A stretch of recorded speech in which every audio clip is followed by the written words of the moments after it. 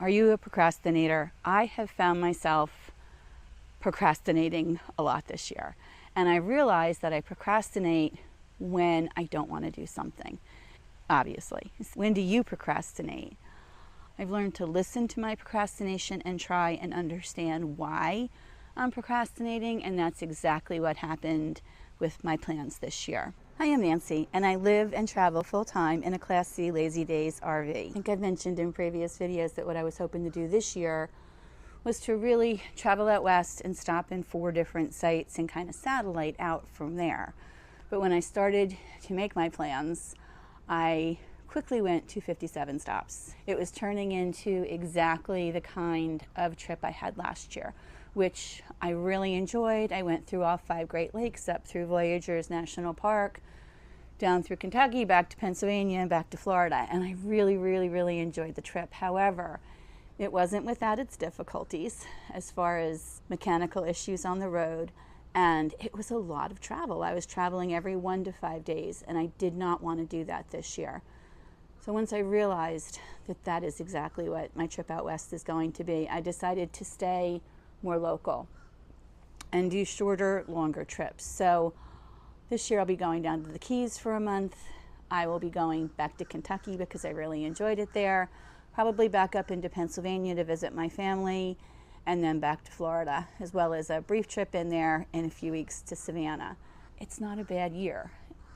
I get to travel later, and next year I will take the time and I will go out west. Next year I'll have more time. This year my time is kind of limited due to some basic medical things that I want to get done before I go anywhere. And as you probably know, finding a doctor and making a doctor's appointment and waiting for the doctor's appointment and then going for different tests that you need to have done.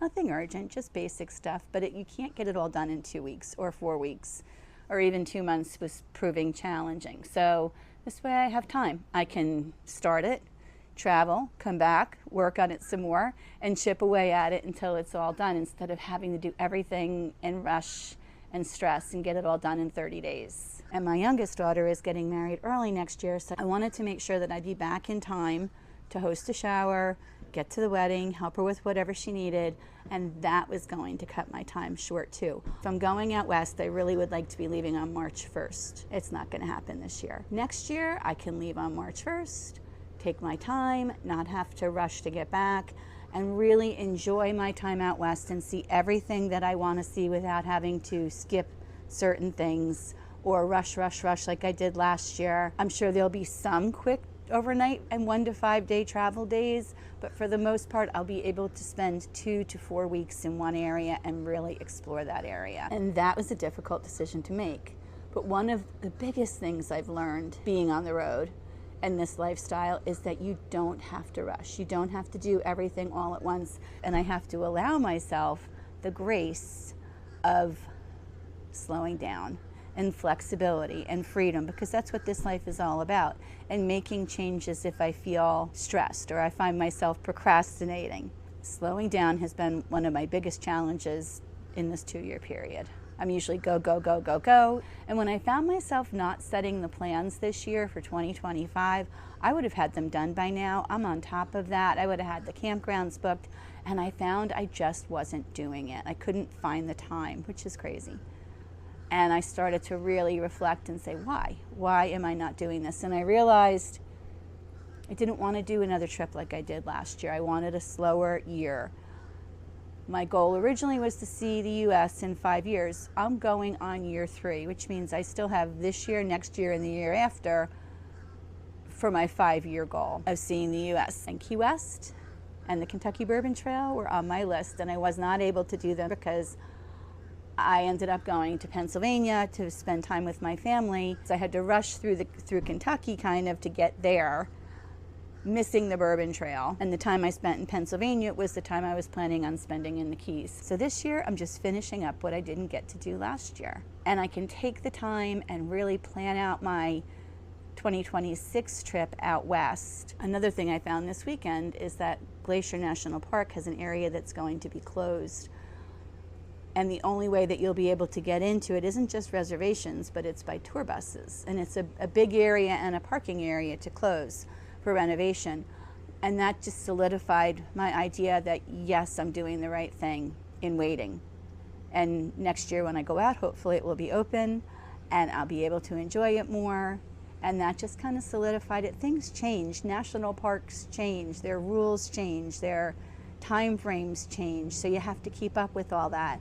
And it worked out really well for me this year to wait one year. Today, I'm going to take you for a walk and I'm going to see if I can find the baby alligators and show them to you. Been in this park for 12 days. It's close to Disney. It's close to a lot of fun things to do. While I was here, I actually got a storage unit.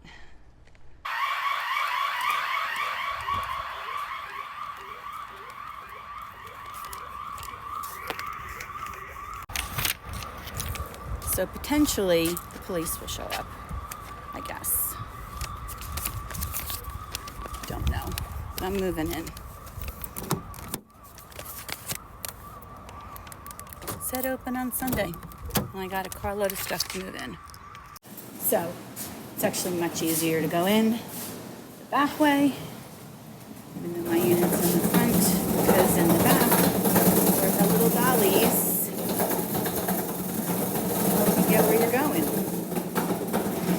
Since I'm not traveling as hard this year, it was nice to be able to take out some of the things that I don't need to travel with all the time, that I won't need for a bigger trip.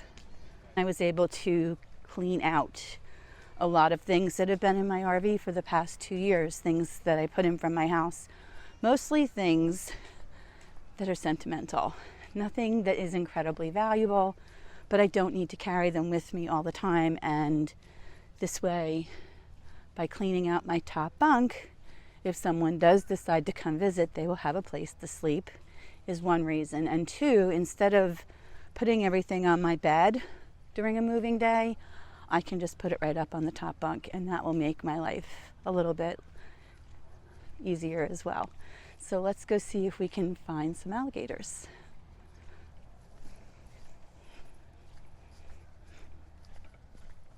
Morning.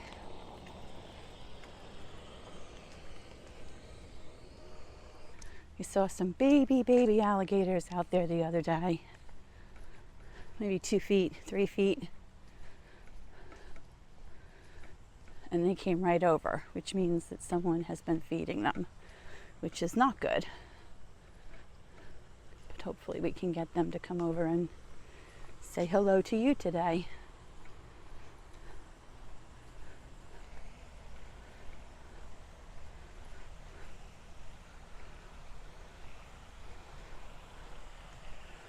Okay, here we are.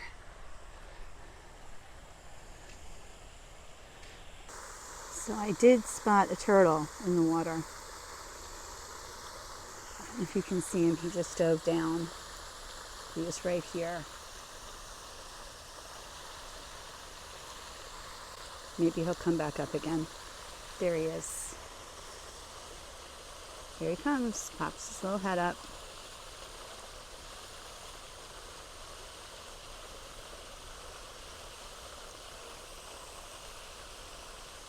But I still don't see any alligators.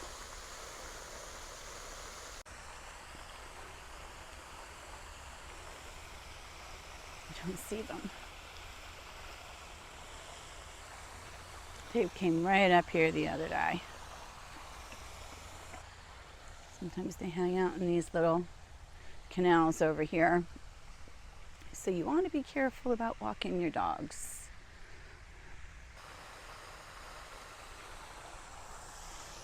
Right, there's one right there. This one's a big guy.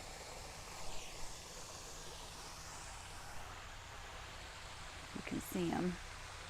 He's a little bigger than the other one I saw the other day. Keep my eye on that one.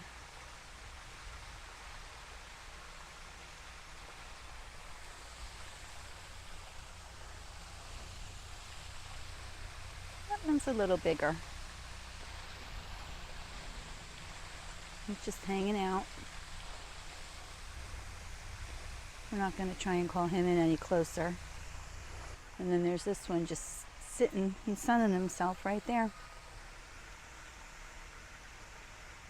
I didn't even see him when I came up. So you got to be careful because they're right there.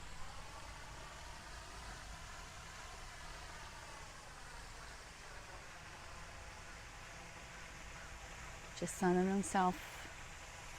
Making sure there's no more around me.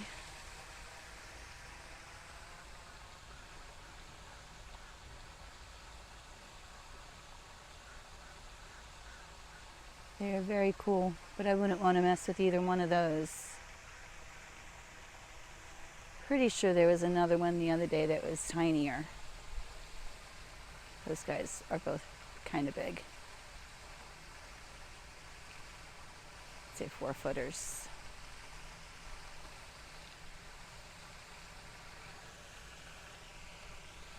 See you later, guys.